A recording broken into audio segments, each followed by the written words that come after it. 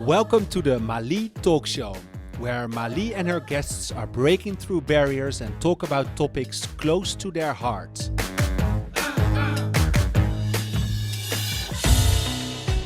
We all have this spark that makes us wake up every day and do what we do. The things that I'm doing when it comes to impact female founder, raising strong community, having a fund that invests in diverse team and female founder is a need, is not something that's nice to have.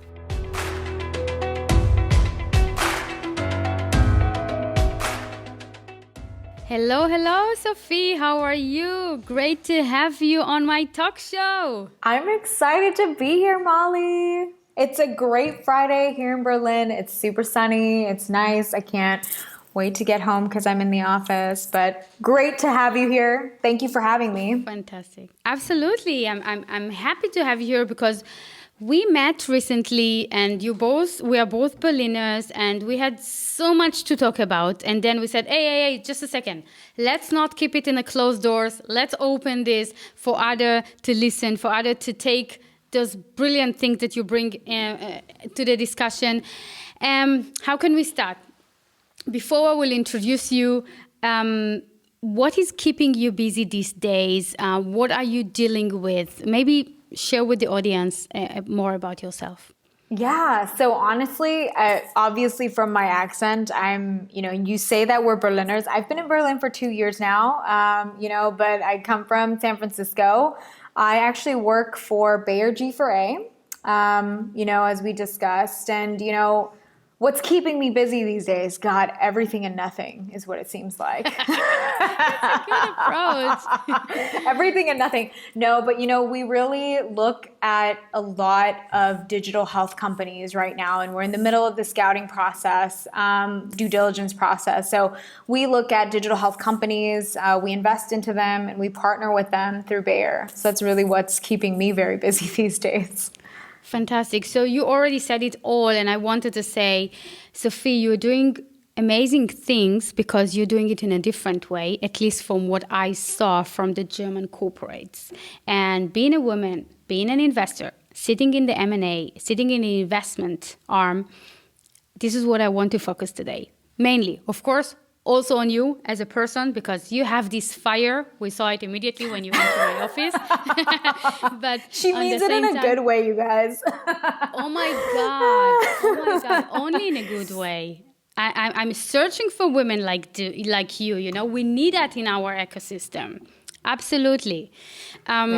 So one of the things that we talked at the beginning is how much you really capable of influencing from the inside, coming from the Bay Area, which we all understand and knows that, my sister lives there as well. Bay Area or Silicon Valley, it's a mindset. It's not only a place to born or to raise or to work or to live in. It really is a mindset. I mean, it's like a different culture, right? I remember first getting my first day at Bayer. I started actually in Leverkusen, Germany, and that is like our corporate, like that is headquarters, HQ. I remember I had on my typical Silicon Valley attire, smart casual, smart casual, like literally what I'm wearing now, and it was considered too much color. Suits and ties everywhere. And, this was actually even just recently, this was like 5 years ago, like 2016. It was kind of like yesterday. And I've seen a lot of things change. And part of the change that I've seen happen is that, because Bayer is a German corporate, like it's almost a 300-year-old company. Yeah, you have to realize that. And a lot of these German corporates are very, very old. It's super traditional. This is what my German colleagues tell me. Like, all these corporates are very, quote unquote, very traditional companies. And, for me, when they told me that, I'm coming from the US, and it's like, I define traditional like very differently, especially in the US, because in the US, basically everyone is an immigrant. You know? Exactly. Good point. Everyone is an immigrant in the US. And when you say traditional, it usually means like these massive, you know, family businesses, you know, it usually means companies that's been around for like almost 100 years. And here in Germany, we're talking about like conglomerates that's been around for like 300, 400 years, you know?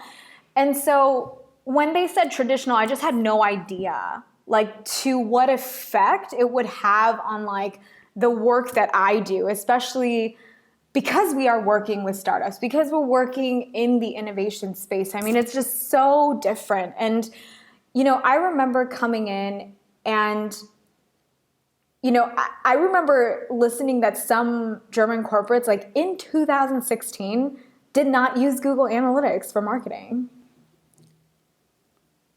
Which is crazy. Like my mind was blown. And, you know, and when I really came, my job was digital strategy. And we had a board member sitting on the innovation, board member for innovation here back then. And I worked for him and under like the chief digital officer. And, you know, our essential job was to look at kind of Bayer's entire digital capability, but in a very operational way, right? Like to understand like what are the capabilities we have and what do we need capabilities in. And let me tell you, those numbers were not they were not, you know, I was very shocked because I was coming from San Francisco where anyone from large corporate, I mean, even the Ford company, you know, or even when you look at GM, right? Like they're very much digitized in a way and they had these innovation, you know, cycles already implemented inside their company. And this was 2016 when I came to Germany and realized, wow, like it's a completely different world here. But again, that also meant opportunity, right? And from what I saw, what was very interesting is that, you know, we've come very far. Don't get me wrong. Now we're in 2021, come very far. There's like digital health teams, you know, we have a team here at Bayer that actually develops digital health solutions. Like we build solutions now. So we have come very, very far. But what I find so interesting is that in a lot of these teams, there's diversity. And I don't know, This is what's happening today. This is what you see today. Exactly. And you know, we were talking about this, and this, honestly, this goes beyond just being like a woman or like hiring more women, you know? Yes. Because even in 2016 in Silicon Valley, like I met women founders. Like this whole like there's gender diversity, and then there's also like corporate innovation diversity, yeah? Fantastic, exactly. Thank you for presenting this way. Two different things, two very different things, both very important, but two very different things. Mm-hmm. And obviously in Germany, like both were severely lacking from what I saw when I got here. And still, let's put it on the table. Let's be honest, and still in a lot of ways. But what I do see is when you see these teams that are being formed, that are driving these initiatives, they are so diverse. They are like from different countries. They are from different walks of life. You know, it's not just being a man or a woman or LGBTQI. Like it's beyond that, you know? And I think what I've realized is one of the most important drivers of innovation is that when you need to make happen, I don't want to curse on your show, but when you want to get... This is the show to talk very open, so please. When you want to... Be American here. I'll be American, exactly. When you want to make shit happen, you need to start looking beyond like the boundaries and the borders that you know of. You know, you need to start thinking of innovation from a perspective of, you know, bringing solutions to problem, not problems to solutions. You know, and with this, it requires a very different skill set. It requires like a wider knowledge. It requires a lot of openness, you know. willingness to change, willingness to learn. And I realized that, even seeing it like with Bear, I mean, we've come very far. Like, I think I was talking with HR when I first joined, and I'm pretty sure that our German workforce was 42% males over the age of 52. Typical. And that was really shocking to me. But we knew as a company that, there was a lot of work to be done. And I think over time, like what I've seen, the most successful stories that come out of our organization, at least, and what I've seen around other German organizations who are larger and conglomerate, is when there's success, there's a huge diversity of people behind that success,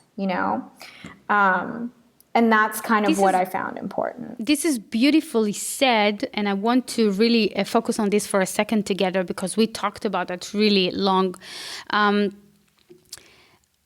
I think we are lucky because although what we see in the numbers, it starts from the female founders numbers of the female in the board member in the decision makers, which is super high and very close to even zero, okay, comparing to other ecosystems, but maybe we are lucky because also in WLOUNGE and also with the fund, we are working with those parts inside the corporates that they are actually those that leading the innovation. Even if it's the HR, they understand that they must have the diversity to be successful and outperform. And on top of it, also from the HR and the innovation, the M&A, of course, the venture capital within it, and all of this together, there are people, they are coming from different places, as you mentioned, different backgrounds. What is special about this that you saw that Bayer actually maybe saw it even before, according to what you're saying, and started to bring people, even yourself, from other background, from another even gender and in different culture, to come together and to build this innovation and scout for technology to invest in? Yeah, that's like a loaded question, and I don't even know where to start. But I think part of how maybe I can answer that question is, how did Bayer get to a point to start looking at people like that? And then maybe why did they do it? It's because I think we realized very early on, and it matters of who is in that leadership position as well. Because I think really early on, Bayer's had some really great leaders who understood, what it meant to bring in diversity. And by diversity, like the different factors, right? Whether that was, more women on the work in like leadership positions, or even looking at hiring people outside of like the normal like borders and boundaries. So that's one. And I think we were lucky enough to actually catch that early on because, we went through this whole like, this is what I always talk about when I talk to like, some HR colleagues or some other colleagues in different areas. And I say, I think we really kind of went through this like revolution where there was a huge upheaval of trying to understand, what we needed to do as a company, because when you start talking about innovation, and I know it happens like everywhere, it gets super political, everyone kind of wants in on this whole like digital, choo-choo train. But I think what Bayer actually did really well is that their entire leadership was pretty much on board, like from day one. And, which usually doesn't happen. Like that's not very common because and I'm not saying everybody, but like at least in like the higher leadership that sort of matter to make these decisions happen top down, it has to be top down and also has to be bottom up. Mm-hmm. And for us, we were lucky that both the effects of like the top down and the bottom up were now at a point of clashing. And when that happens in a corporate company, like you either have to change or you either have to suppress that revolution. You know what I mean? And what Bayer's decision was not to suppress it and to say, look, this is going to happen. You need to wake up. You know, we need everyone on board.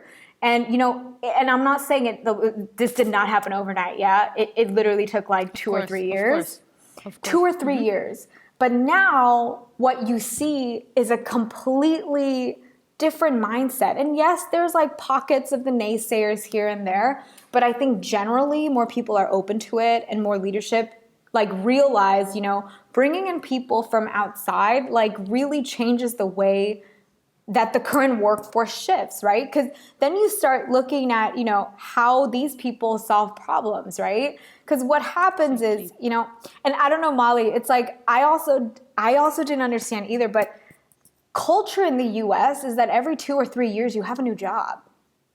It's normal. It's normal. It's completely normal.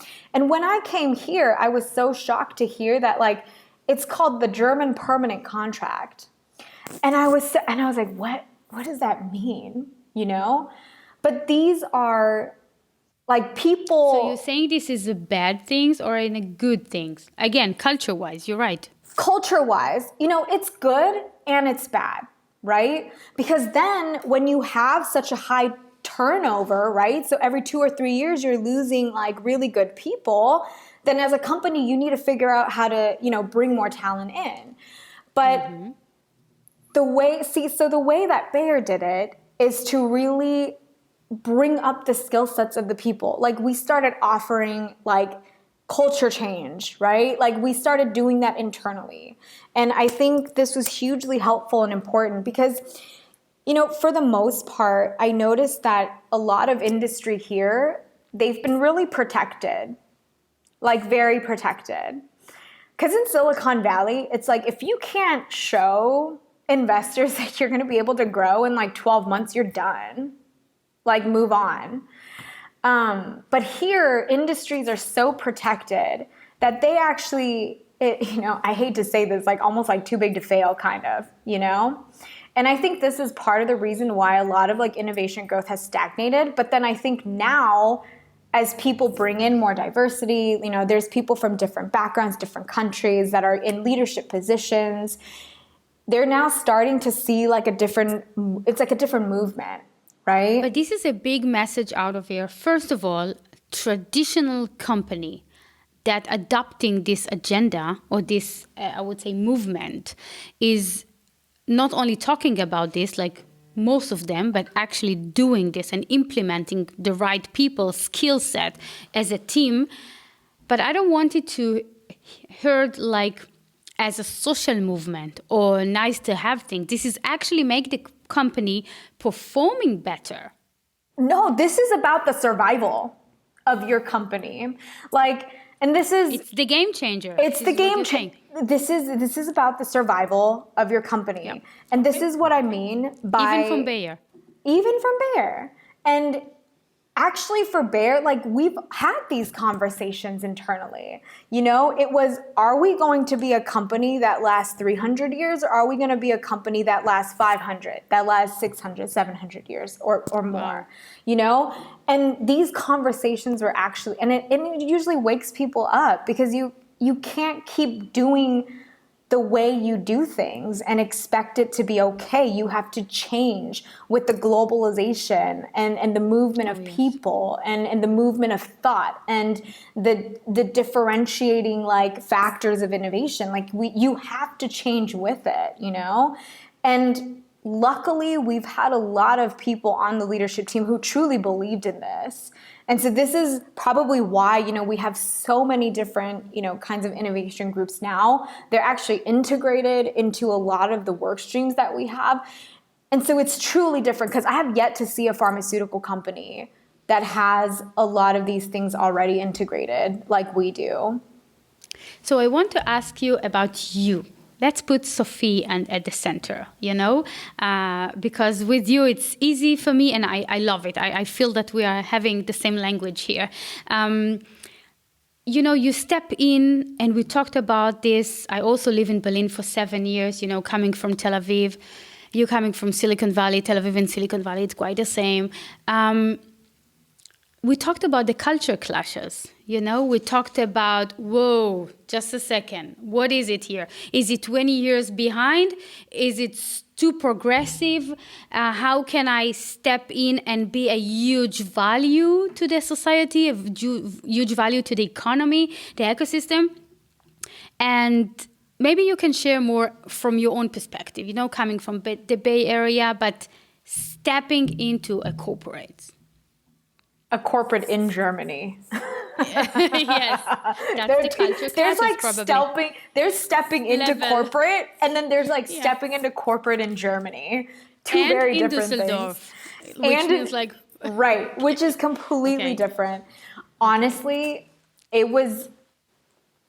I don't even know how to describe it. I mean, it was such a culture shock, such a culture shock. I mean, super hierarchical. Mm-hmm. When I joined, I mean, it was really, really hierarchical.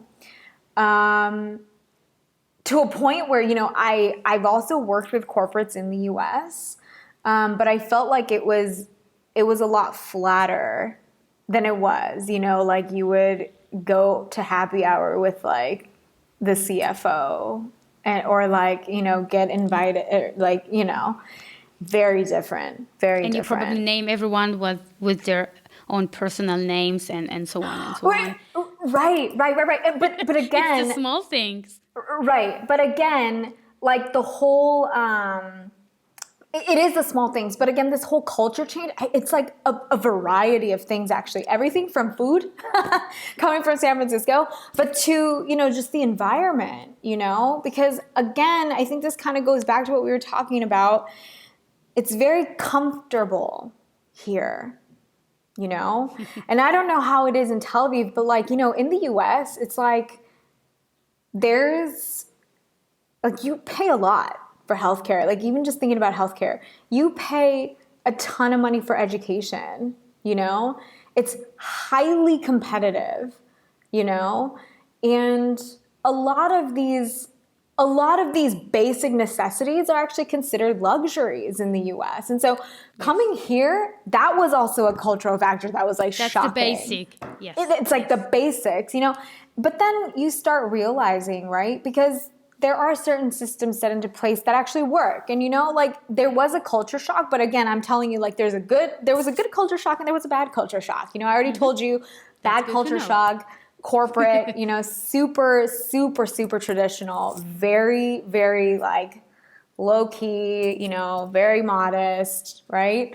Very risk adverse, completely risk adverse.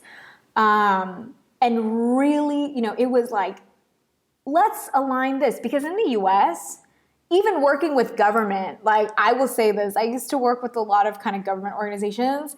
It was easier to work with government than it was with some people at this organization when I first got here, which is saying a lot, because government is super slow, super bureaucratic, tons of red tape. And culturally it was really interesting kind of coming here, because I was sort of used to, well, everyone can pitch in ideas, and let's go with the most logical and kind of pragmatic, but also the most innovative and forward thinking, right? But here it was okay, well, great idea, but let's take this project and then align it with your boss and then their boss's boss and then their managers, and then let's align it a little bit more with 40 other people in the organization. And then you're just kind of well, at this point, the strategy doesn't matter anymore because it's never getting implemented, So moving quickly was also something that was hugely, frustrating almost to a point. Because, you tried to, because it's just there were projects that were so obvious that should have been run that wasn't, because we just were so slow at response and so much alignment. But this is something you feel you managed to influence from the inside? Oh, absolutely. And I think, I've been a part of I've been very lucky to be a part of teams that, you know. You can say I was very smart. Don't say lucky. We always tend to say lucky. Lucky, absolutely, all over, all the time. Yeah, but Come on. yeah, but Molly, like it was a variety of people, so I can't take full credit for it. Okay, but you were part of it because you're smart. Exactly, because I'm smart. All right, Molly, thank you.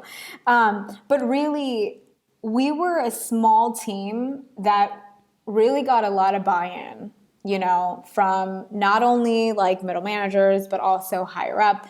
And at the end of the day, like we started showing how much we could do with such little resource. Because that's what innovation is, you know? But to scale innovation is when you need those resources, right? And so there's like two separate battles. So when you're able to show how much you can accomplish, right, with such a small team, how much you're able to influence an entire industry, right? Because G4A was the first accelerator in a pharmaceutical company in the world. Can you say more about this for our listeners that maybe don't know what it is? Yeah, absolutely. And, you know, G4A really started as grants for apps. And I'm going to go back to this because it was really meant for culture change. Because, get this, the story is great. One of our pharma executive committees was outside standing in front of the men's restroom with the past founder of Grants for Apps. It was called Grants for Apps. And he said, you know what? We need to do something about this organization in Berlin. We need to do something about the people who are working in pharma because we need to shift their mindset. Like, this isn't fast enough. Like, we need to build an organization that can quickly shift the mindsets of people and give them an opportunity to be a part of this journey. So it was actually like founded by a pharma executive committee and one of the managers who ran it last time, a while ago. And it was meant to give grants to employees. Our organization started as culture change and as a grassroots movement. From the inside. From the inside. That's how it happened. It wasn't like McKinsey coming in, being like, here's your strategy, you're going to build this out. Nothing because when you McKinsey. hire the right people, of course, but when you hire the right people, you actually can change from the inside faster. Exactly. And this is exactly why that executive member appointed this guy, because he was like, you know, everyone outside of Berlin, get it together. Let's give some money. Let's give people here money for them to build apps. We can increase skill sets internally, get HR in on it. And this is literally how it happened. Like, everyone who started G4A had a day job, Molly. Like, it was not running G4A. Yeah. They were doing other stuff. Like a movement inside. It really was. And a lot of the different country locations that we have, like, are currently run that way. Like, people are in market access. Some of them are in R&D. Like, some of them, you know, they don't just do innovation. Like, this is not their full-time day job, and they still do it. And this is kind of the beauty of what we have. This is something that I saw also in Google, but by the way, also a bit in SAP, and also Deutsche Telekom. They are kind of like encouraging the employee to become an entrepreneur, at least in the mindset. And this is beautiful. This is something we absolutely need to encourage corporates to do much more. Right. However, convince your employees to do it, but put your money where your mouth is, right? Exactly. Because don't only talk about this. Exactly. But not only just don't talk about it and just show up to events and talk. Yes. Be a part of it. Be a part of it, you know? Show up to their team meeting. Contribute, right? And then this is how, like, we have a reverse mentoring program actually inside of our organization. And like, a couple of people now run it, and it's run globally. And it's like partnering innovative people and partnering them up. And our CFO is a part of it, you know, and he's being reverse mentored by some. And this is what you need to do. You need to be a part of it. You need to contribute to it, and you need to put the money where your mouth is and really sustain these like innovation groups and teams, because I wonder how many needed. people, also from other corporates, by the way, and also from government, understand how much is really happening inside Bayern when it comes to this energy and this movement, because usually those things are really staying inside doors, which is okay for the company, but there's so much to learn and to influence in between the corporates. We see it others, if you're doing this so great, also Axel Springer can do it, and Deutsche Telekom, and whatever name dropping I'm doing here, but these are corporates that are dealing with these topics as well. Right. No, absolutely. And I know, and I've spoken with a lot of people at these like different organizations too, and I know that they're really trying hard, and they're like, well, they always ask like, how did G4A, really get off the ground? And honestly, it's because it started inside out, and we are. That's the beauty. That is, and that's what needs to happen. You can't force people to change their mind. It has to happen slowly, and you got to get their buy-in. You got to get the people's buy-in. Yes, and I want to challenge you a bit on this, because you're actually sharing a beautiful story. What is the percentage of the women there? I mean, yes, diversity is not only gender, but I want to ask this because it's also something that's showing how much it's really important, because they brought you from the outside, and how much they really put an attention or focus as an HR to build a team that is diverse, but also gender-wise diverse. Exactly. So honestly, we need to do a lot of more work on that side. So not everything is pink. Well, exactly, and I know that they've been working hard. I actually don't know the exact numbers, but I believe it's in like the high, it's like high 30s or like low 40s actually. Okay. So it's not bad, but to be honest, it's not good. Okay. It's not a 50-50. It's not. For sure not. Definitely not. So let's give our audience some good tips, because you have so much to share, and being a role model yourself. What are you searching as a very good startup to invest in? Which are the, of course, industries, healthcare, but there is a probably smaller niche or more focused niche that you are dealing with. Let's bring to the listeners right now, if I'm another corporate that would like to join or step in, if I'm a female founder, if I'm a founder, if I'm local, if I'm global, maybe you can also share a bit about this. What can fit to what you are scouting for? Yeah, so I mean, we're looking at, companies in like the cardiometabolic space, women's health, and also oncology. But specific to what kinds of companies, like let's talk about what values we're looking for. So it's starting with the values. We start with the values. And it's really about what kind of outcome are you trying to show in healthcare? We don't want to look at point solutions anymore, because we believe that healthcare is intrinsically varied by social factors. And this is called social determinants of health.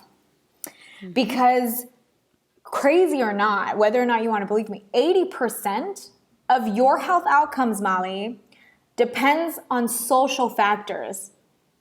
And only 20% of your outcome depends on what doctor you have and what hospital you go to. Can you believe that? Only 20%. Really not. Okay. 20%. And so because of the fact that 80% of health outcomes are based on social factors, we want to look at companies that are addressing this from a human perspective. It's great to have the most novel technology, shiny, whoop-de-doo. But if you cannot integrate into health systems that are currently existing to show some kind of an outcome in terms of a health economic perspective, then that's something that we can invest into. That's one. Second is, again, kind of going to these values, how are you treating your employees? How are you treating your employees' wellness and their mental wellness? I don't care if you have 2 employees. I don't care if it's 1 employee, or I don't care if you have 100 employees. What are you doing as a health company to run a sustainable healthcare company with your employees as a part of it? So that's actually another part. There's like some interpersonal values there too. And then last but not least, obviously it's the traction, the standard, what you look for, as a normal VC. I'm not asking you to have raised hundreds of millions of dollars. I'm saying, look, we've had companies that haven't raised like 100,000, but already with like 50,000 users, Clearly there's something there, right? Clearly, absolutely. Like users are saying that what you have is valuable in healthcare. And so we're going to look at that closer. And so there are 3 areas that we have, and it really kind of goes into the values of, how are you trying to help healthcare? And I've honestly had conversations with guys who are like running healthcare companies that literally in the first meeting will tell me, our 4-year exit plan is to sell to a pharma company. Oh, good. Okay. Mm-hmm. I've been in meetings like that, and I'm like, well, big missing out. Good for you, but let's talk about your values. But what are they? What about the sustainability, the impact, the mental health? This is something that you're diving in because you mentioned also the wellness, or not at all? No, absolutely. Like this is something that we're definitely diving into. I mean, we are looking at mental health and wellness companies as well. But when we look at companies to partner with and invest into, like this is what we look at. Like, are you a sustainable company? And the way that we define sustainability starts with people. Okay. Are you being sustainable with, because again, if you have a company of like 4 people, that means your 4 people are running one company that needs to commercialize and scale. That's a huge mental health risk. So how are you as a company overcoming that? What's your solution? Because that's going to happen. Because at an early stage, when you have so much turnover, that's something that we don't like, Got to be sustainable. Mm-hmm. You got to be sustainable. And this is kind of how we define sustainability, because I know a lot of people have different definitions of what sustainability means. We don't mean like how much do you like recycle paper and things like that. Like it's not what we mean at all. But this is why I'm asking. Yeah, because your approach is unique. It really is. And it's like sustainability, and the way that we define it is intrinsically. Like, how are you sustainable within the broader healthcare space, like your company? But how are you as a company sustainable with your employees? Because look, happy employees means happy company, means happy investors. Fast growth, that's for sure. That is growth. Yeah, that's the definition of growth. So that's what we look at. And how do you, or if at all, you can see a differentiation between German startup and others? I wish they would take more risks. Okay. I wish as they startups. would, as a startup. Because as a startup, there's a lot more ways you can maneuver and fail quickly than when you have 120,000 employees. Like when you have 120,000 employees, you can't you can't make too many mistakes, because a lot of people, it affects a lot of people. But as a growing company, I just wish they would take a little bit more risk and really sort of be able to think beyond the boundaries of what healthcare has put you in. Because this is what I see a lot from like European companies. There's a lot of point solutions. Like they find a problem, they narrow it down, they find a problem, and they're really good at solving this one problem.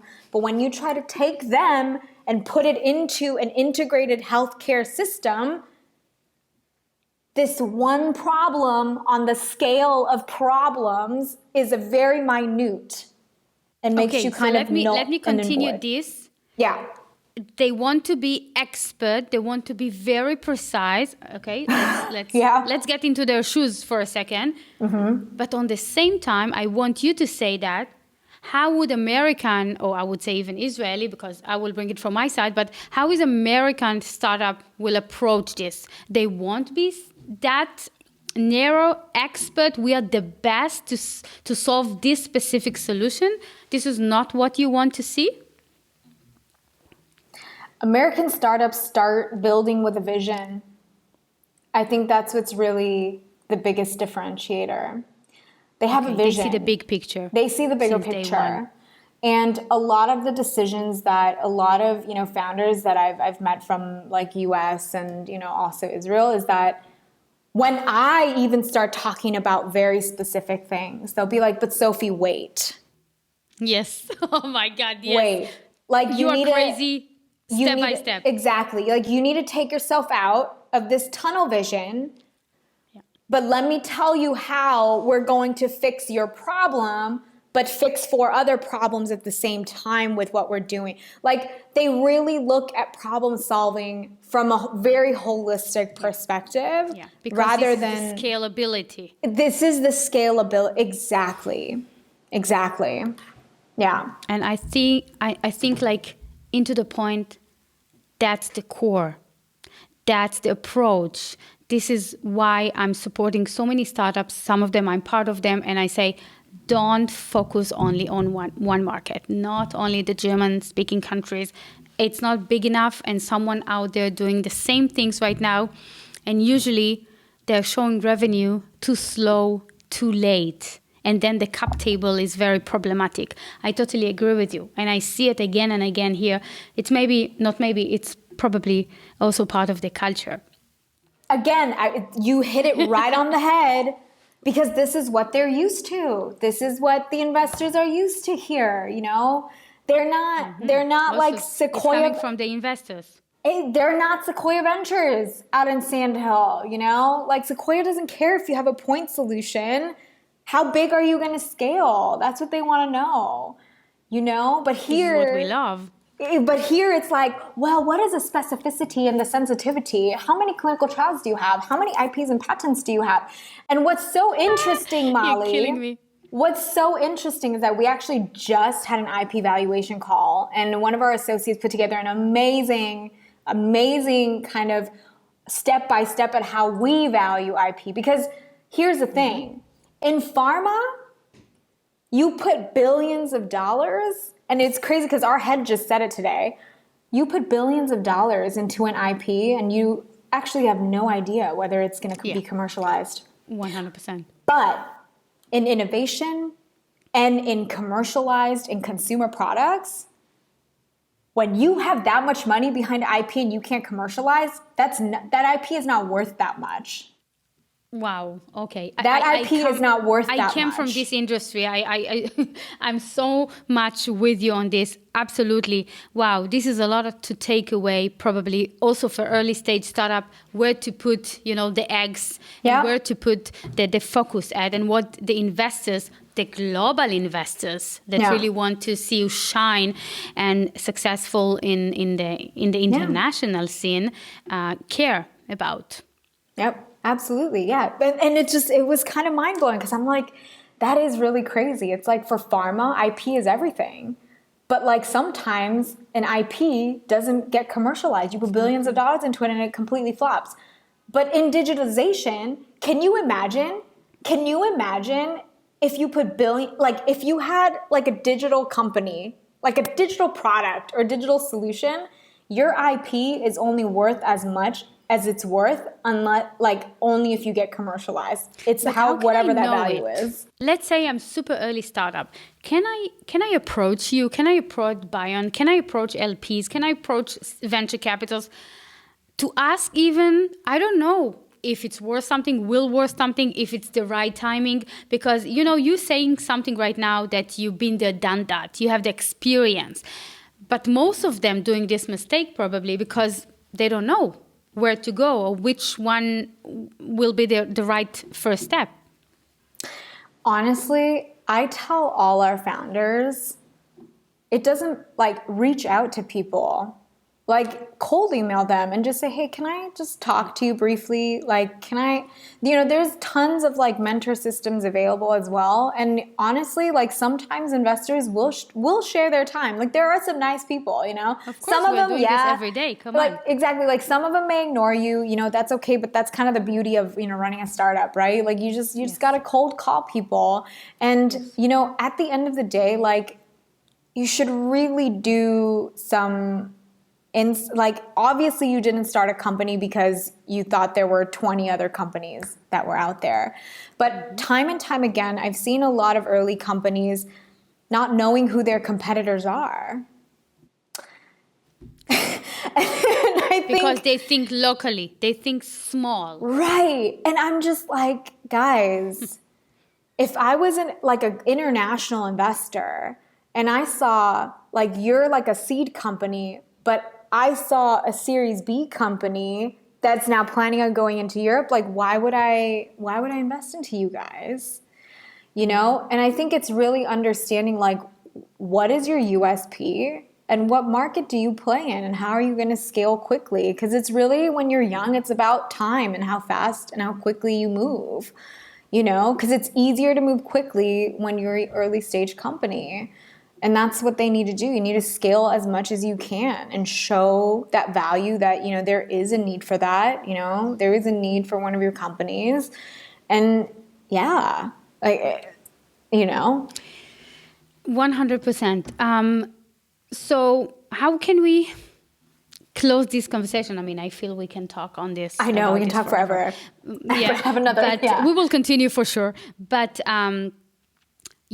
when we met, we started to talk about these topics, and then we said, like, when I came here and we were on the same page, that we felt like coming from the future in a good way. Like, business-wise, it's amazing, But today, I think both of us, and correct me if I'm wrong, but I can say it for myself, I am a big believer in Germany. I definitely see my future here, my kids' future here. So I also see, comparing to my very close friend from New York, from Silicon Valley, and definitely been also a serial entrepreneur from Tel Aviv, Germany and Europe is heaven for entrepreneurship. You have much more support system, much more access to capital, or I would say even carefully easier capital. The public sector is very, very involved. What is your vision? And with this, we kind of like wrap up everything we said today. What is your vision for Germany when it comes to the innovation, the female founder, the access, the talent that's supposed to enter the ecosystem? The future is bright. Definitely. Cool. Okay. The future is bright. Because, as we talked about, when I first came here, let me tell you, culture shock is like an understatement, yeah? Culture shock, it was an understatement. But just to see how much industry has changed in the last 4 or 5 years is actually incredible. Like, honestly, when I first started, it's always difficult to see like whether or not this is ever going to change. The mindset, the people, like the culture. But now, as I see it, like it's, there is industry. Like this is where opportunity is, to be honest. Yes. In Europe, like this is where opportunity is because now there's been an awakening. It's what I like, an awakening, You see it, you feel it. Right, because and the way that you see it is exactly what you said. There's a ton of money going into public infrastructure, right? Because in America, there's a lot of private money going around, but not so much public. But that's another discussion for another time. Yes. But here in Europe, because we already have infrastructure in place for like a social system, that's already in place. They don't have to worry about people not having insurance or, people not being able to get care because they can't afford it. You know what I mean? That they have completely different problems and the same problems. They have problems, but different. It's like same, but different, Yeah. And here, what's really interesting, and this is why I say, the future is bright, is because now, the industry is still growing. it's not saturated yet. It's literally just starting. Like it's just So the time is starting. now. The We're time in the right is now. place, in the right time. We are. I mean, this is what I feel. No, we really are. Like really the time is now. Like it's really getting started. Like a couple years ago, it's like growing pains. There were some growing pains, and now it's like time to hit the ground running. So really with like the government, like the infrastructure, like public funds coming in, even public and private, right? Because I know a lot 100%. of VCs. I know a lot of international VCs, by the way, who are only interested in looking at European companies. International VCs. This is why WLOUNGE is blooming this time, because hello, we have the brilliant people here in Germany. We just need to work on the culture things, the mindset things, but it's a win-win situation to everyone. Yeah, no, absolutely. And so really, the future's bright. Amazing. Sophie, what can I say? Thank you. Of course. Very much for being open, for sharing, also the personal part, also the professional part, which I evaluate and appreciate a lot. And I'm very happy to have you close to me because I know that we're going to bring a big change together here. Same, likewise. And thank you so much for having me, Molly. It's always great talking to you. We have so much fun. I hope your listeners and viewers also have a good time as well. They're the most important things. Bottom line, they have to take. They have to take it all in. But hopefully Exactly. this was super helpful. But honestly, thanks for having me. It's always a pleasure talking to you and a fellow women leader in Berlin, immigrant leaders. I mean, technically we are immigrants in Berlin, to be honest. It is what it is. It is what it is. But here we are. It's great. But excited to drive things forward with you in the industry. We call it home, and we are supporting our home. Exactly. This is where home is, So, exactly. Thank you so great. much, Sophie. Pleasure to have you. Likewise. Thanks, Molly.